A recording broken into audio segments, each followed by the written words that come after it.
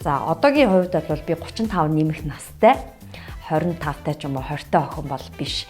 Яг миний одоо байгаа байдлыг бол эргэн тойрны маань хүмүүс тийм их хөвгшрэлттэй биш гэж хэлдэг ч гэсэн надад өөрт одоо хувь хүний хувьд бол бас нүүрэн дээр унжилт сулралт явагдаж байгаа юм мэдрэмжүүд бол мэдээж төрдөг. Тэгээд утас татаад шууд гүлийсэн гой аль эсвэл бүр 5-10 насаар залуужна гэдгээсээ илүү би урьдчилан сэргийлэх арга хэмжээ авах гэж байгаа юм аа.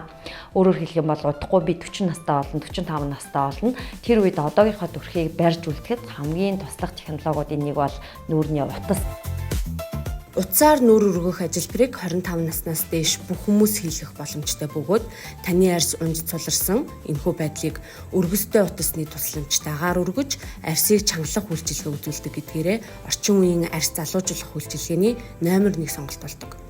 Нүүр өргөх ажилбар нөөрөө мясийн бус үйлчилгээнд тооцогддог учраас эрсдэл багатай.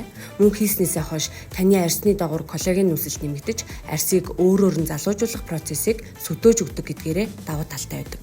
Мөн ажилбар хийгдсэний дараа хэвийн амьдралд орох хугацаа нь богино байдаг болохоор минимал ажилбартаа ордог.